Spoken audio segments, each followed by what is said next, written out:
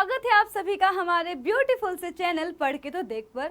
तो बच्चों शाम के बज चुके हैं 5 और शाम के 5 बजे क्लास स्टार्ट हो जाती है साइंस की। और बच्चों आज की जो क्लास है वो बहुत ज़्यादा इम्पॉर्टेंट है, क्योंकि बच्चों आज की क्लास में हम स्टार्ट करने वाले हैं अपना फर्स्ट चैप्टर का सेकेंड हाफ। यानी कि बच्चों जो अपना फर्स्ट चैप्टर है भौतिक विज्ञान का, प्रकाश का परावर्तन तथा अपवर्तन, उसमें हम परावर्तन पार्ट पूरा कवर कर चुके हैं।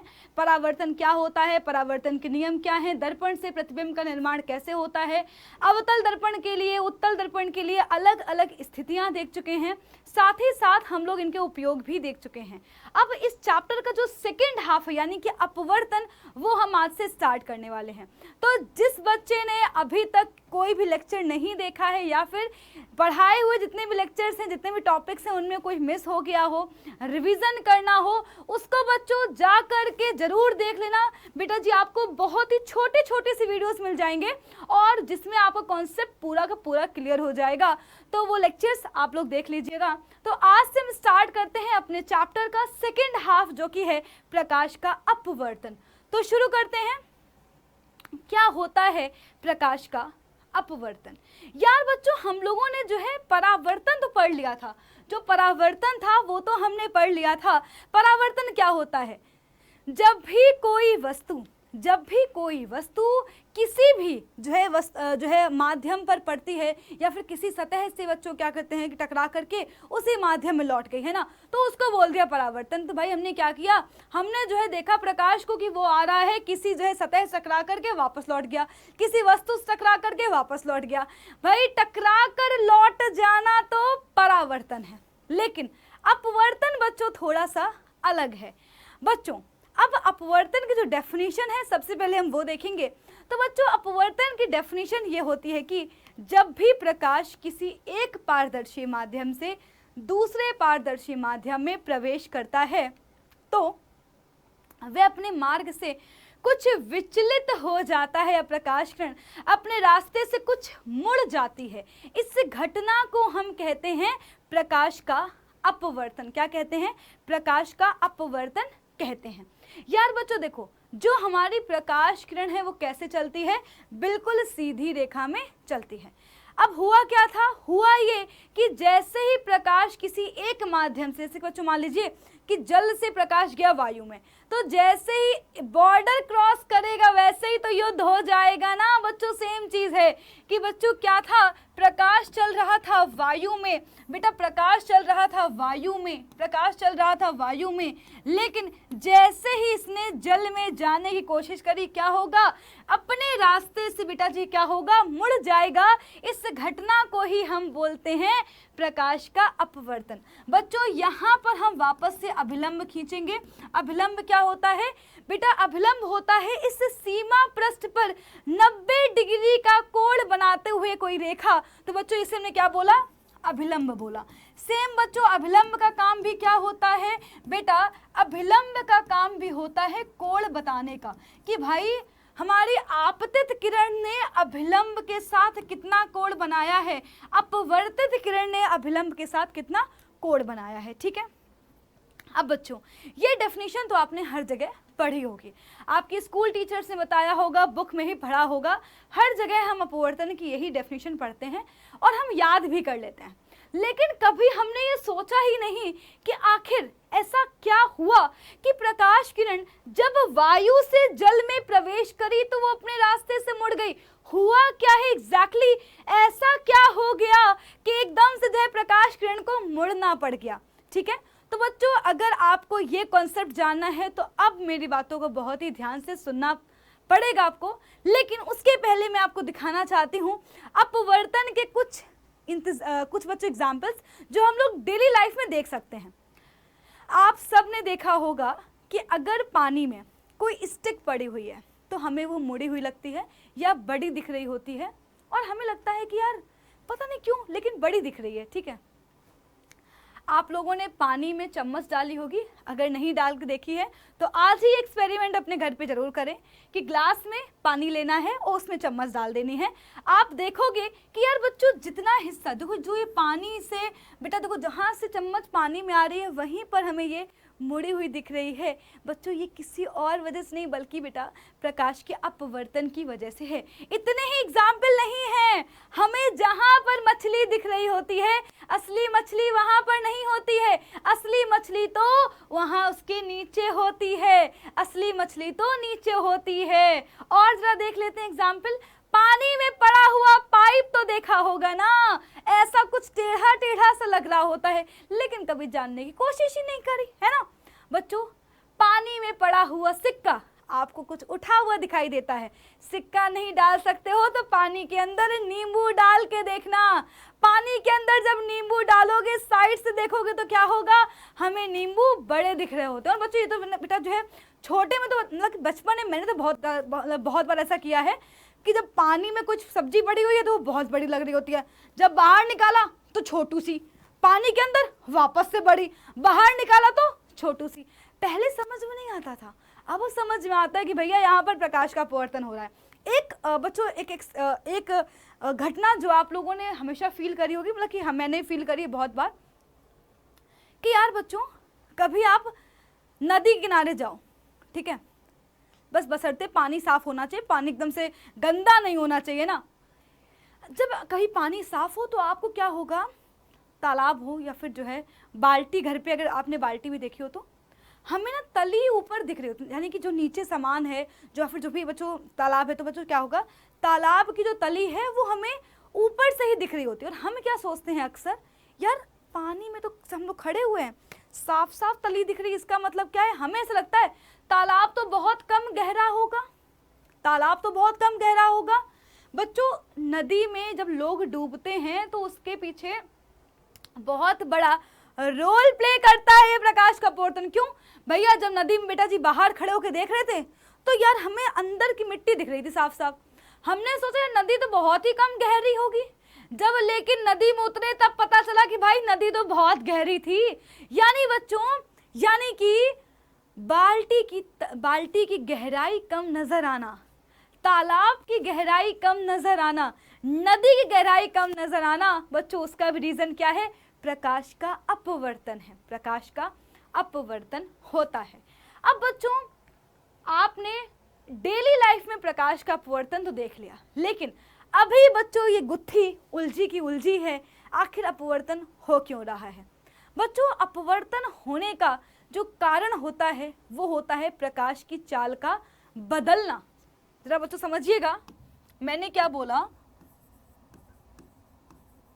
अपवर्तन का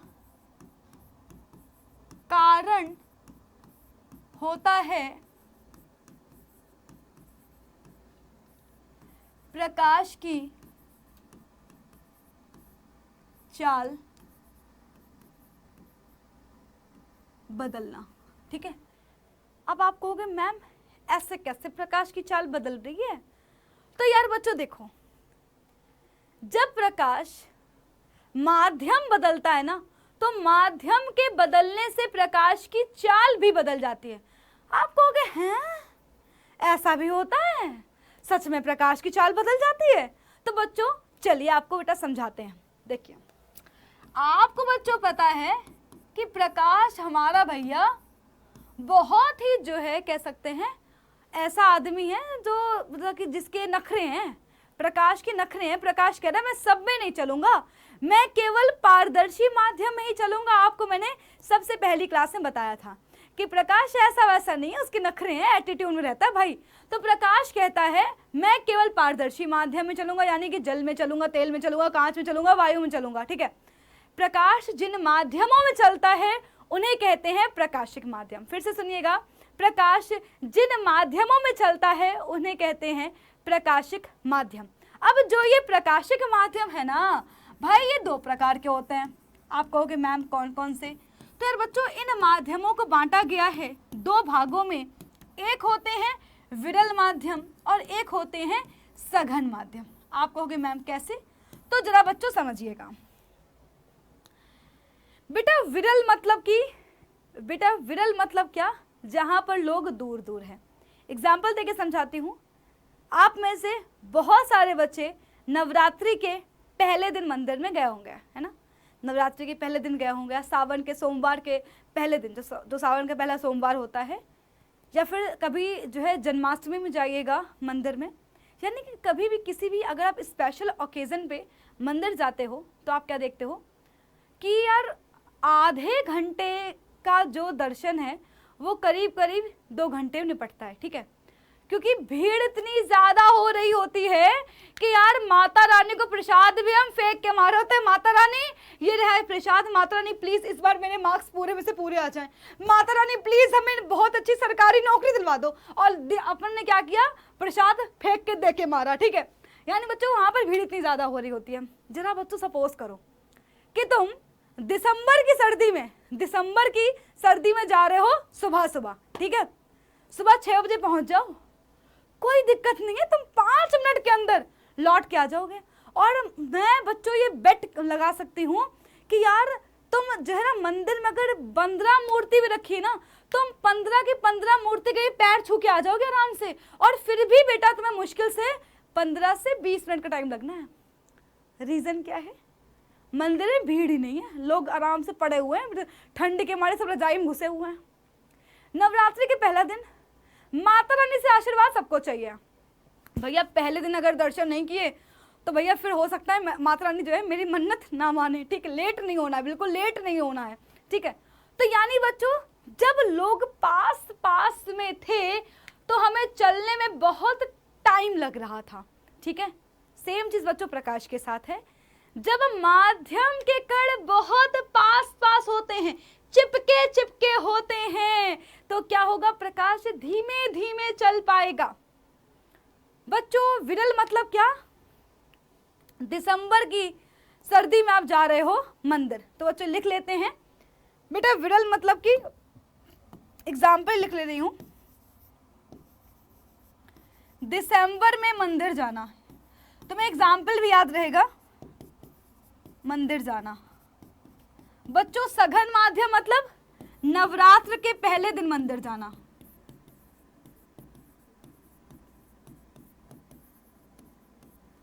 मंदिर जाना। बेटा दोनों में ही फर्क है, दोनों में ही फर्क है। तो बच्चों सघन मतलब क्या है, जहां पर कण पास पास में होंगे, ठीक है। अब बच्चों प्रकाश हमेशा या तो सघन से विरल जा रहा होगा या विरल माध्यम से सघन माध्यम जा रहा होगा। बच्चों इसको मैं एक बात और है कि ऐसे याद रखती हूँ कि बच्चों जो माध्यम गाढ़ा है वो क्या होगा, सघन। आप यार एक बात बताओ, दही है और दूध है, कौन गाढ़ा, दही गाढ़ी, मतलब कि दही सघन माध्यम, दूध विरल माध्यम। सेम बच्चों सपोज करो कि प्रकाश किरण जल से कांच में जा रही है, बेटा कौन सघन कौन विरल, तो आप कहोगे मैम जो जल है उसके कण दूर दूर होंगे कंपेयर टू कांच के कण से। कांच के कण तो पास पास होते हैं, चिपके चिपके होते हैं, उनमें बेटा जी जगह नहीं है आपस में। तो यानी बच्चों क्या होगा, ये बेटा जी होगा नवरात्र का पहला दिन सघन माध्यम। बच्चों जल क्या होगा, दिसंबर की सुबह में तो मंदिर जा रहे हो, यानी बच्चों प्रकाश जो है कांच में स्लो चल पा रहा होगा जल के कंपैरिजन में, ठीक है।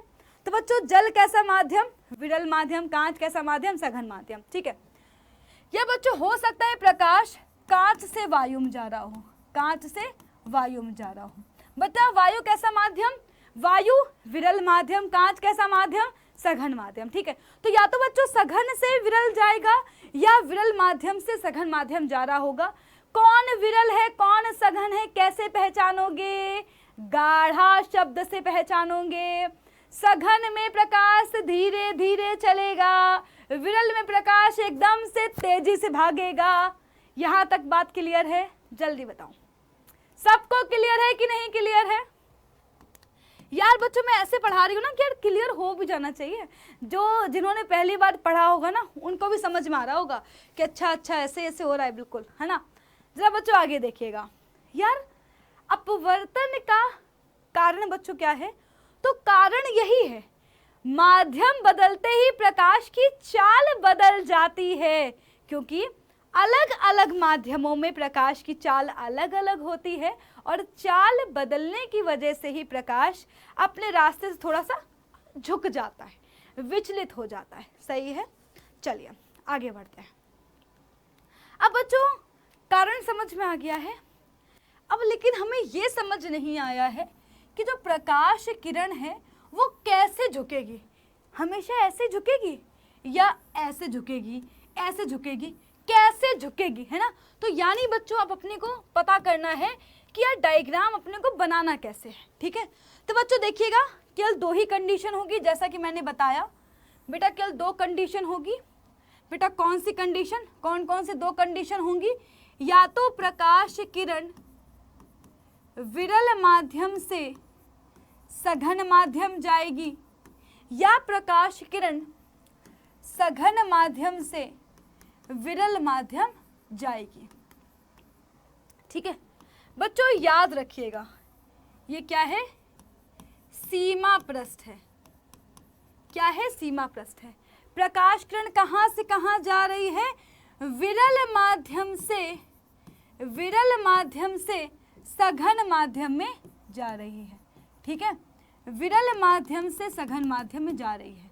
याद रखिएगा, विरल में प्रकाश तेजी से चल रहा होगा, सघन में प्रकाश बहुत स्लो चलेगा।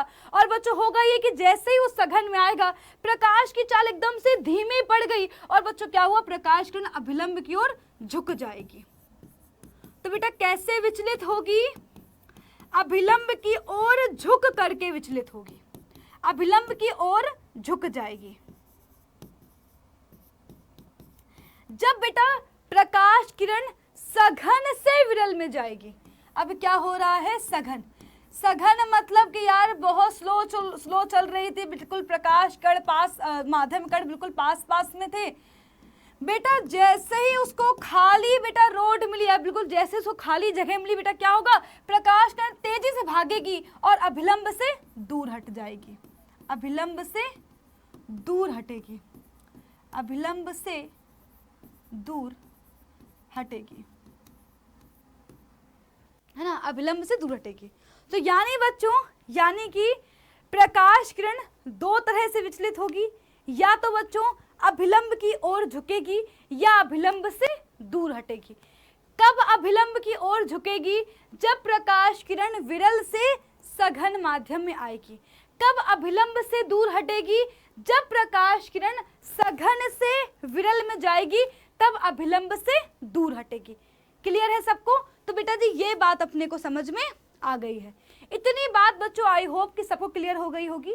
तो हमने क्या सीखा, अपवर्तन क्या होता है, जब प्रकाश किरण एक माध्यम से दूसरे माध्यम में प्रवेश करती है तो अपने रास्ते से कुछ विचलित हो जाती है, इस घटना को कहते हैं प्रकाश का अपवर्तन। प्रकाश का अपवर्तन का कारण क्या होता है, प्रकाश के अपवर्तन का कारण ये होता है कि प्रकाश की जो चाल है वो अलग अलग माध्यमों में अलग अलग होती है। तो जब प्रकाश एक माध्यम से दूसरे माध्यम में प्रवेश करता है तो बच्चों माध्यम बदलने से प्रकाश की चाल में परिवर्तन हो जाता है, और प्रकाश की चाल बदलने से ही बेटा जी क्या होगा, हमारा अपवर्तन होता है। बच्चों तीसरी चीज कि सघन माध्यम में प्रकाश स्लो चलेगा, विरल माध्यम में प्रकाश तेजी से चलेगा। कौन सघन है कौन विरल है, बेटा गाढ़ा शब्द से पहचान लो, जो गाढ़ा वो सघन, जो कम गाढ़ा वो विरल। चौथी चीज बेटा, जब प्रकाश किरण सघन से विरल माध्यम में आएगी तो अभिलंब से दूर हटेगी। जब प्रकाश किरण विरल से सघन माध्यम में आएगी तो अभिलंब की ओर झुकेगी। ठीक है, तो अभी तक हम लोगों ने इतनी बातें सीख ली है। आगे बच्चों चलते हैं, अब सीखते हैं अपवर्तन के नियम। ठीक है, तो बच्चों अब हम देखने वाले हैं आखिर अपवर्तन के नियम क्या होते हैं।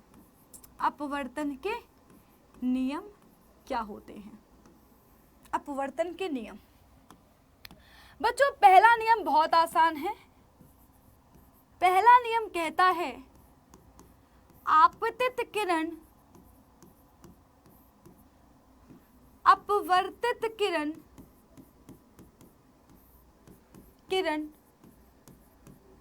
व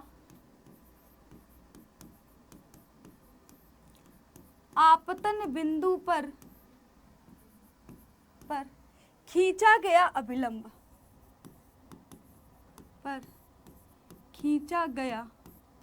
अभिलंब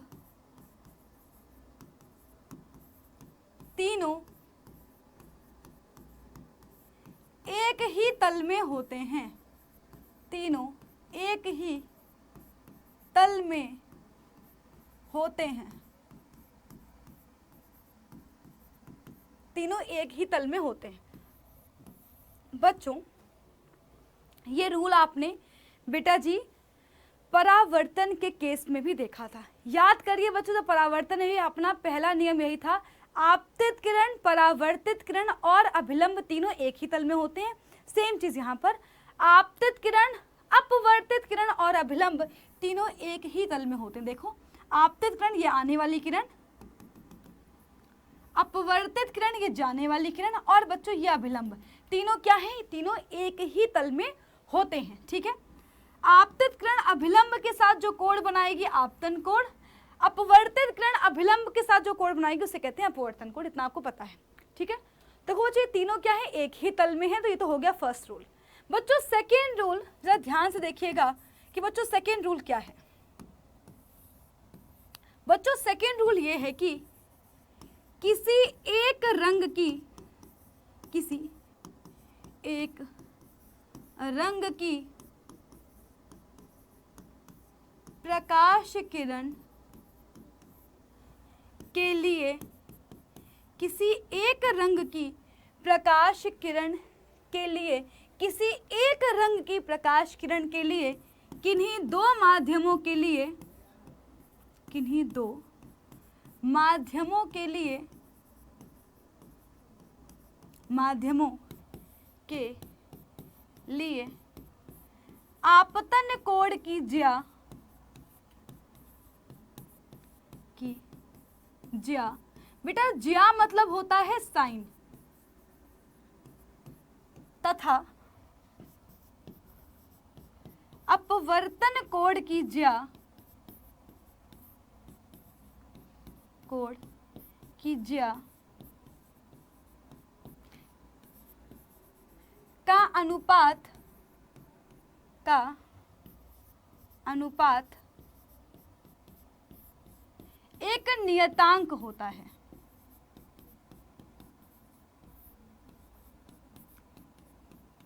एक नियतांक होता है। आपतन कोण की ज्या तथा अपवर्तन कोण की ज्या का अनुपात एक नियतांक होता है। बच्चों इसको लिखेंगे कैसे, n बराबर साइन आई बटे साइन आर, n बराबर साइन आई बटे साइन आर। आपतन कोण की ज्या तथा अपवर्तन कोण की ज्या का अनुपात एक नियतांक होता है। और बच्चों इसे ही बोलते हैं स्नेल का नियम। क्या बोलते हैं, इसे ही बोलते हैं स्नेल का नियम।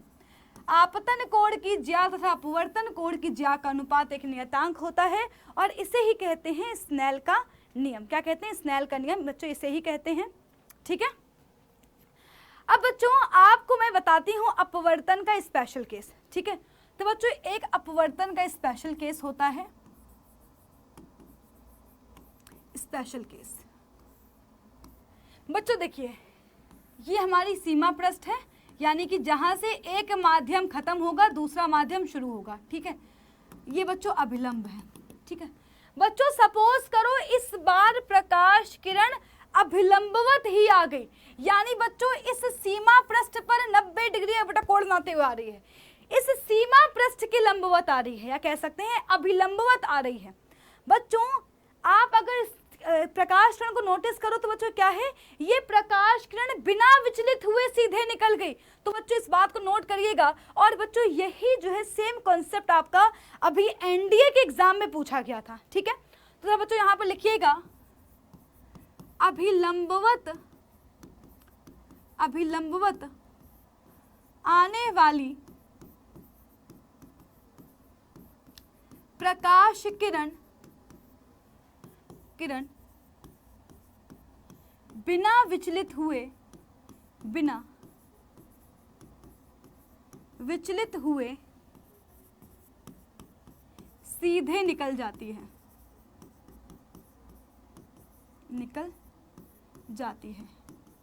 तो क्या बोलेंगे, अभिलंबवत आने वाली प्रकाश किरण बिना विचलित हुए सीधे निकल जाती है।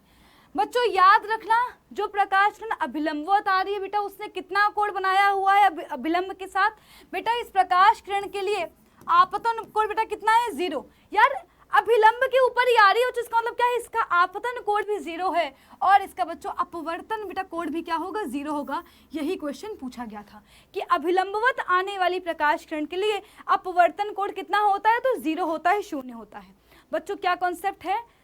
हमने देखा अपवर्तन के 2 नियम हैं, आपतित किरण, अपवर्तित किरण और अभिलंब तीनों एक ही तल में होते हैं। दूसरा नियम हमने क्या देखा? तो हमने दूसरा नियम देखा कि किसी एक रंग की प्रकाश किरण के लिए किन्हीं 2 माध्यमों के लिए, माध्यम 1 और माध्यम 2, किन्हीं 2 माध्यमों के लिए क्या होगा बच्चों? किन्हीं 2 माध्यमों के लिए आपतन कोण की ज्या और अपवर्तन कोण की ज्या का अनुपात एक नियतांक होता है, जिसे हम कहते हैं बच्चों स्नेल का नियम। और जो ये नियतांक है बेटा, इसको हम आगे जाकर के सीखेंगे, जिसे हम बोलते हैं अपवर्तनांक। ठीक है, ये नियतांक और कुछ नहीं बल्कि क्या है? अपवर्तनांक है। याद रखिएगा बच्चों, नियतांक मतलब कि जिसकी वैल्यू नियत हो, कांस्टेंट हो, जिसकी वैल्यू बदलती ना हो। अपवर्तन का स्पेशल केस क्या है? अभिलंब की ओर आने वाली जो प्रकाश किरण है वो बिना विचलित हुए बिल्कुल सीधे निकल जाती है। ठीक है, बिल्कुल सीधे निकल जाएगी अपने मार्ग से बिना विचलित हुए।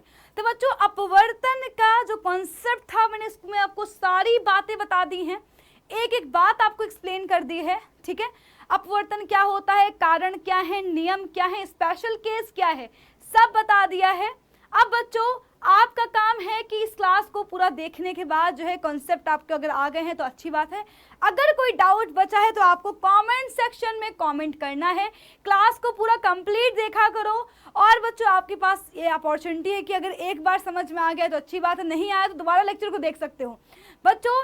और अगर पहली बार आए हो तो बच्चों ये मान लो कि इस चैनल को आप सब्सक्राइब कर लीजिए। आपको बेटा जी बहुत अच्छी आपकी तैयारी होगी बोर्ड एग्जाम की, है ना, बिल्कुल पूरा कंटेंट मिलेगा।